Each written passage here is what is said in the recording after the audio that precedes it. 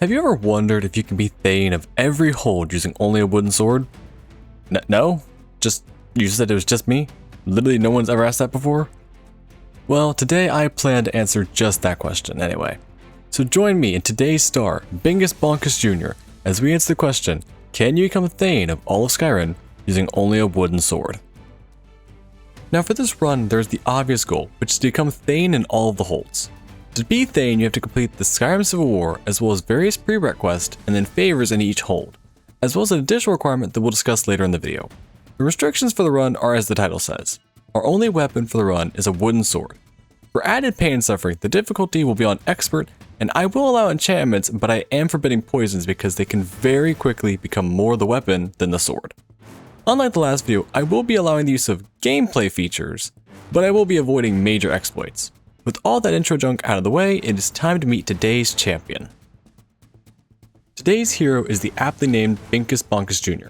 Now if you're wondering why he's Junior, the answer is simple. The original Bingus Bonkus appeared in a shelled video that was meant to be a shield-only run made a few months back. So, in honor of the lost video, we will be playing today as Bingus Bonkus Jr. Dodging the ultimate bonk due to some draconic interference, we get set free and take the Imperial exit route. Now, before you start yelling at me, this is just temporary so we can avoid some fights, since we don't have a weapon for the first part of this run. Now, even though we can't fight, we can at least try and level armor skills by letting enemies attack us. However, unfortunately for us, Railoff is a little too good at dealing with the early Stormcloaks, so we give up on leveling and just speedrun the rest of the dungeon, being chased by literally every enemy in the dungeon. Escaping Helgen, we would make our way to Riverwood, hoping to find a merchant to sell us a wooden sword. Unfortunately, none of the vendors currently stock one. However, once we get to Whiterun, we get lucky and Bellathor is selling a wooden sword. Finally, we have our prized weapon, and we can finally fight back. Kind of. I say that, but it is still one of the worst weapons of the game, so fight back is kind of a loose term here. With our weapon in hand, we quickly go inform the Jarl about Helgen, in the hopes that he'll give us some decent armor, since our offense is really going to be lacking this run.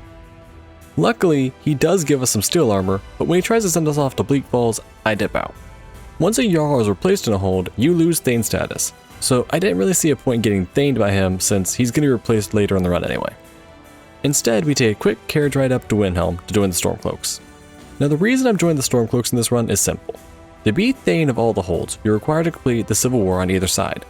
However, if you side with the Imperials, the Jarl of Markarth has a quest that requires you to be level 20 to start. So, to avoid this, we side with the Stormcloaks. Now this would be our first oopsie of the run, because what I didn't notice during my prep was the Stormcloaks also have a level requirement quest, but for Dawnstar, and it's actually worse at level 22. Yay! Reading is important. Joining the Stormcloaks, we are tasked with basically the first boss of the run, where we are sent north of Winterhold to defeat an Ice Wraith to prove our worth to cause. Now, to balance the encounter, the game gives you some really strong poisons, but since I decided to ban them, we were going to have to beat the Ice Wraith with the good old-fashioned way. A lot of bonks. On the way north, we'd come across some Horkers to test our metal on, and quickly realized just how painful this run is going to be. Finally reaching the Wraith, we begin the fight and it goes about as well as you'd expect, which is to say poorly. Luckily, we have an ace up our sleeve this run, which is playing as an Orc, we have Berserker Rage, which doubles our damage and halves the damage we take for 60 seconds. It's not a perfect fix for the lack of damage, but it can help us in a pinch. After a few more attempts while using our Rage and getting folded like a lawn chair, we finally managed to barely squeak out a win, defeating the Wraith. With the Wraith defeated, it was back to Windhelm to become a true Stormcloak. After informing Galmar of my effortless and valiant victory, we begin saying the Stormcloak Oath and officially are made into a Stormcloak. I hope all my Stormcloak viewers are happy now. Please, just give me my secret tea stash back now. Please? Before we continue the Civil War questline, I decided to try and find some firewood so we could sharpen our sword. First, I tried to buy it off a vendor, but after spending about 30 minutes resetting his inventory, I gave up on it and accepted that we would just have to chop the wood. It's allowed in the rules, but I want to avoid it if possible. The bright side of all this is that we managed to buy a second wooden sword, which we could use to dual wield, effectively doubling our damage output. With our little shopping venture over, we'd meet up with Galmar and the Stormcloaks, who were preparing to delve into a Nord ruin in search of an ancient artifact called the Jagged Crown, which is a symbolic crown of the High King of Skyrim. Unfortunately, as we start fighting the Imperial forces, we find that we aren't really effective, and Galmar ends up doing most of the work. Clearing the rest of the ruins was a pretty simple task, as Galmar is pretty strong and the enemies at this point are pretty weak. Following Galmar's path of destruction, we finally reached the final boss room and the resting place of the Jagged Crown. Now, in our first attempt at the fight, I tried to let Galmar deal with the boss while I fought some random joggers. However, they kicked the crap out of him, and before I knew it, I was all alone against every enemy in the room. Being so outgunned and outnumbered, it went about as well as you'd expect. In the next try, I would instead try to draw the boss's attention and let him use me as a personal punching bag while the Stormcloak forces wailed on him from behind, which proved way more effective. With the boss dealt with, we'd claim the Jagged Crown and head back to Ulfric to give him his new, old, spiky headgear. On the way, I'd make a quick stop to buy an enchanted dagger so we can enchant our wooden swords to slightly boost the damage we do with each swing. After sharpening our sticks and enchanting one with frost and the other with fire, we finally had a bit of damage output. With all that done, we'd head to Whiterun to give Ulfric's axe to Jarl Balgruuf, who would instantly turn us away until we dealt with the dragon threat. So despite my avoidance, we were going back to Bleak Falls to get the Dragonstone anyway. With our newly improved swords, it actually went pretty well for us overall. The only problem being areas where there were multiple enemies and where we weren't able to stun lock them all at once.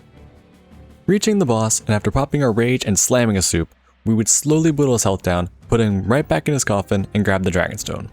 With that, it was back to Whiterun to return the stone so we could get shipped off to deal with the dragon. Because obviously the random guy carrying around a fancy, slightly pointy stick is definitely the most qualified person for this job. Arriving at the watchtower, it would only then start to dawn on me that until the dragon actually landed, I was basically useless in this fight. I can't exactly throw my wooden swords at the dragon. The first attempt would go about as well as you'd expect, and would leave us with some roasted orc. After that, we would realize this fight was not meant for us, and would let the guards do most of the work, only really getting in hits behind the dragon when it landed. Finally, after a lot of slowly bonking the dragon, we'd kill him, claim his soul, and could head back to Dragonreach. Of course, I was just there to give the Jarl a declaration of war, but instead they decided to lecture me about this myth called the Dragonborn. How silly of a myth is that? To skip through their 5 minutes of rambling, I'd start playing ping pong to skip their dialogue except for the Jarl since he was sat down. Finally, after a long monologue about the Greybeards, he'd remember I was there, give me the axe Whiterun, and name me Thane. Now, it's too early to get excited since this would almost instantly be undone by giving him Ulfric's axe, basically a declaration of war. With the axe being returned to us, we had officially started the Civil War. On the way back to Ulfric, we'd see the quest Blood on the Ice had started. Because of this, we'd opted to take a quick break from the Civil War and try to quickly knock this quest out. I know this may seem random, but there is a reason to do this quest now. Blood on the Ice is what I call a run killer for this video. The quest is both required to become Thane of Windhelm, and is also very likely to break in multiple different ways. Because of its notoriety to break, I was desperate to get it done and out of the way, just in case if it did break, I wouldn't have to redo too much of the run if we had to restart. After visiting the crime scene, we became Sherlock Holmes and started questioning witnesses before following the world's most obvious blood trail, the home of the previous victim. Searching the killer's lair, we would find an amulet and some journals, which we would return to the steward, only to get a mini heart attack when the quest stage didn't complete. This caused us to spend a ton of time looking for a journal that I thought I had missed. Eventually, I realized I was supposed to talk to the local neighborhood watch member about the journals, leading us to interrogate the court wizard. After telling us what the amulet is, the court wizard starts to tell us about his investigation into the murders, and then tells us where the killer is likely to strike next. His theory predicts the market tonight, so we were off to the market to try and catch the killer in the act. Arriving at the market, we spot the killer and quickly dispatch him with a few bonks of justice. Returning to the steward, we were able to finish the quest in the single most stressful part of the run, giving me the chance to breathe easy. With that handled and a weight off my chest, we were able to tell Ulfric about the Whiterun situation. Since the axe had been returned, Ulfric and the Stormcloaks would begin to siege Whiterun. As I was somehow a valuable asset to the cause, I was sent to join the battle, where I would encounter my fiercest foe, a small wooden barricade. Normally these things take no effort to break, but for me they take like 10 swings to even crack them. Blitzing through Whiterun, we'd end up at the keep and begin to battle with the Jarl and his guards. There isn't much to say about the fight other than how we swung our wooden sword a lot, and eventually the Jarl would surrender, and with that the city was ours. Now it was back to Ulfric to inform him of our victory, where he would reward me with the first of many unusable weapons. With the fall of Whiterun, we would start the repetitive cycle of being sent to a hold, sieging down a fort, and then reporting back to Ulfric. First up was Falkreath, where we'd be able to sneak into a fort to free some Stormcloaks and then attack from both the inside and the out. But of course, as soon as I entered the same area code, I get detected, and the quest launched into full battle mode. Yay. Introducing the Legion to the phrase blunt force trauma, we were able to take the fort and claim Falkreath. Reporting to Ulfric, we were dubbed Bonebreaker, which considering our choice of weapon is probably quite fitting. With that, we were given yet another useless sword and sent to take the Reach. For the Reach, we were asked to find proof that the Steward of Markarth is a Talos worshipper and use it to blackmail him into helping the cause. While attempting to find proof, we are harassed by the world's most vigilant guard, who is spawn camping the doorway to the Steward's room. After finally getting past the guard, we get the amulet and use it to blackmail the Steward. The Steward then tells us about a shipment of golden weapons traveling by wagon in Solitude. We are then tasked to ambush the convoy and take everything for the Stormcloaks. The ambush was pretty simple, easy, and uneventful, with us catching the convoy off guard and quickly dispatching the guards. However, after the ambush, we randomly found a horse who would then proceed to follow us around for the rest of the run, sometimes to my detriment.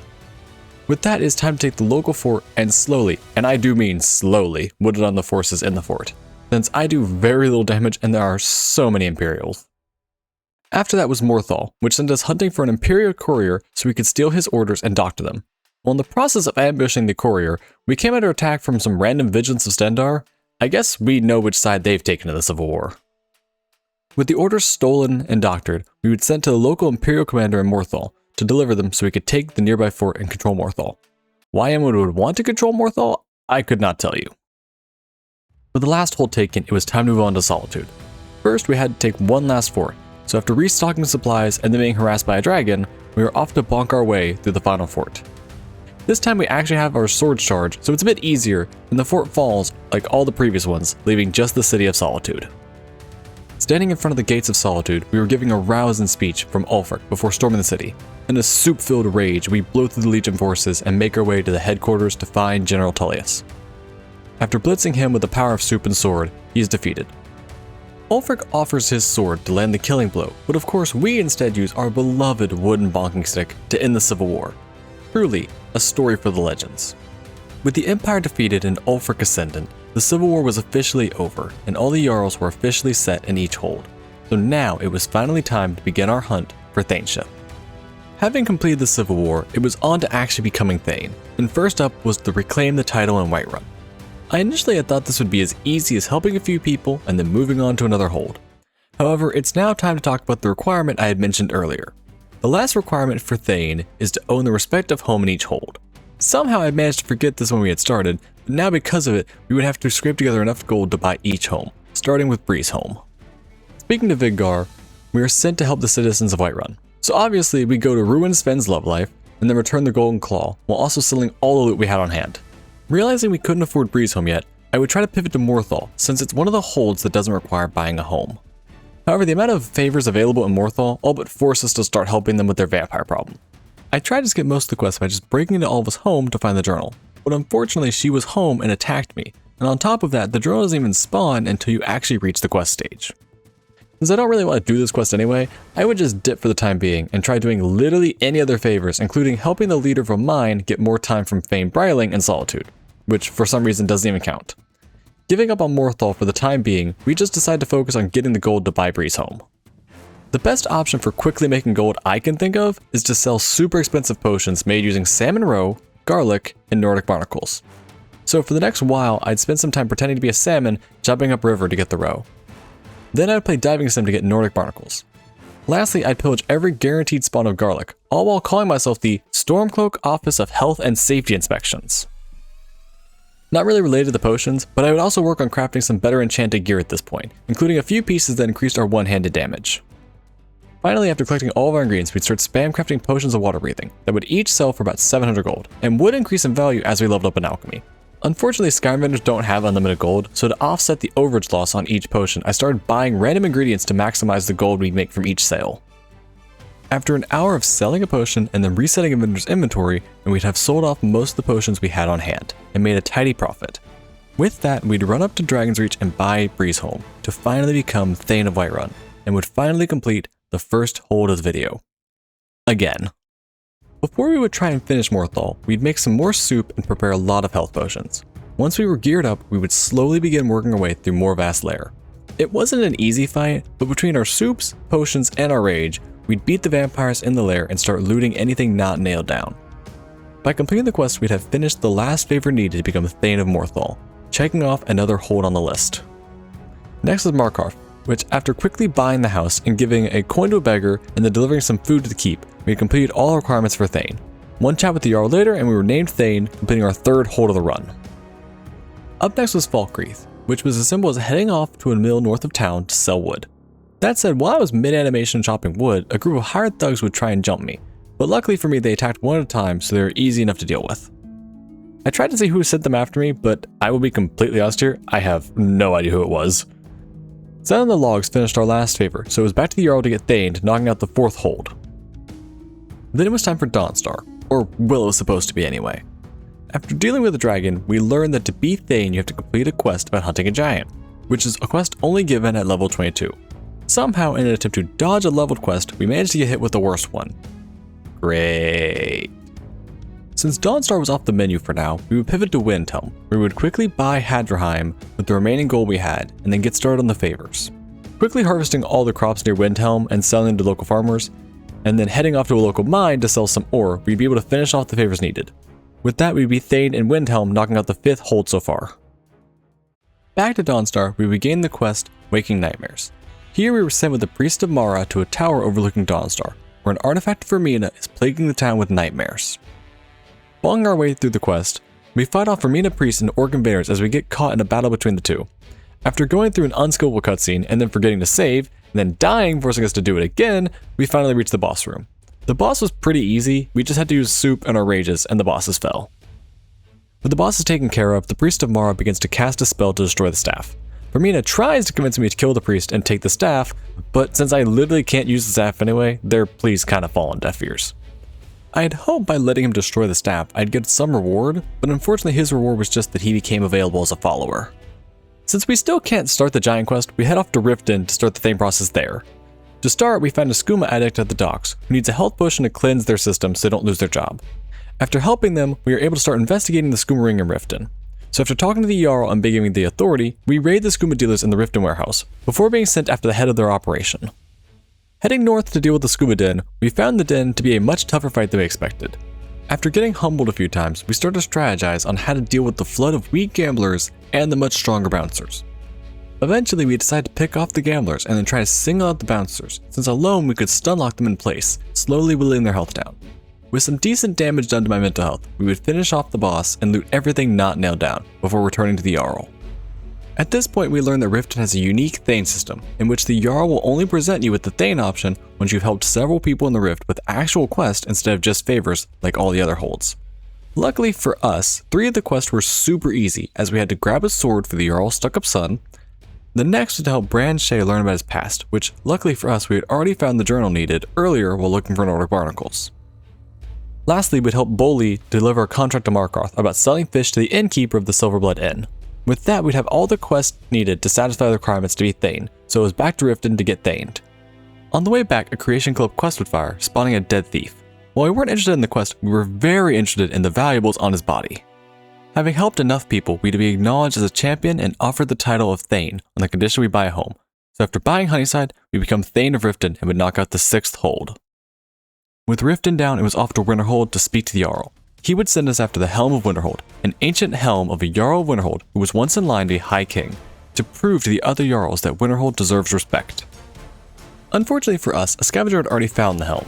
However, I don't respect the laws of finders keepers, and luckily for us, he was the only person on the island, meaning no witnesses. After acquiring a bunch of stolen goods from him, we'd return the Helm of Winterhold, allowing us to start becoming Thane. To do this, we'd steal a staff for the totally legit Court Mage. Next, we'd help the innkeepers deal with a debtor who owed them a bit of gold. On the way south to mine ore to finish the favors, we'd be attacked by a cave bear who was way too strong for us. So casting aside all my honored, we would trick some Vigilants of Stendarr into fighting for us. In my mind, this was payback for earlier. However, they get absolutely wrecked, leaving me trapped on a rock like a scene from The Revenant. Realizing the futility of trying to wait him out, I start to play a weird game of whack-a-mole where I jump down, bonk him a few times, then run back to my rock to let my health recover. After what felt like ages of this cycle, we'd kill the bear, quickly loot the Vigilants, and continue south like nothing had happened. Reaching the mine, we mine the literal single ore deposit and sell the ore to finish the last favor. Back to Winterhold, we get Faned, finishing our 7th hold. With that, we seem to be in the home stretch. Emphasis on the word seem. Now you may have noticed earlier when we liberated some goods from the scavenger, they were counted as stolen. Since we still need a ton of gold to buy the last house, we plan to sell as much stolen stuff as possible. Unfortunately, Skyrim doesn't provide fences unless you join the Thieves Guild or by leveling up speech. So to sell our stolen goods, we will have to temporarily join the Thieves Guild. A quick bit of pickpocketing later, and then some harassing the shopkeepers, and we'd officially join the guild and have access to the fence. Now with our gold topped off, it was off to Solitude. Here we'd get the quest The Man Who Cried Wolf, which sends us off to Wolf Skull Cave to investigate some weird happenings. I had expected this quest to be much more difficult than it was, but it actually went pretty well. Slowly bonking our way through Joggers and Necromancers, we cleared the cave and put a stop to their ongoing ritual. With the spooky slumber party abruptly ended, we return to the steward for our reward. The important reward is the trust of the Jarl, who sends us off with the war horn of her late husband so we can place it at the Shrine of Talos. Normally when you do this quest you get attacked by some Thalmor agents, but they don't spawn. I can only assume this is because we finished the Civil War, but I'm not totally sure. Back to Solitude, we buy the most expensive house in the base game, and then start the Thane quest. By this point, I think you get the general pattern of what we do here, but I will mention one favor, where we convince someone to forgive an old man's debts. With the favors done, we got Thaned in Solitude, and it was on to one of the more tedious parts of the run. By this point, we had naturally reached level 17, which was still quite a few levels off level 22 we were required to reach for this run. So our new objective was to quickly level up, and since I was lazy and this run had already escaped my initial scope, I planned to speedrun it. Just like in the 1 HP run, the easiest way to level a skill, AFK, is to find a wall and sneak into it, which in our case would be the upstairs balcony of Dragon's Reach. An hour or so later of playing gacha games on my phone, and we had finally reached level 22 and could finally finish the last hold. Speaking to the Jarl of Dawnstar, and he is kind of a monster and wants us to help him be a terrible person. The quest for him can be described as simple as, you see that giant over there minding his own business? Well, I don't want to anymore. Doing what felt like a crime, I begrudgingly pick a fight with an innocent giant.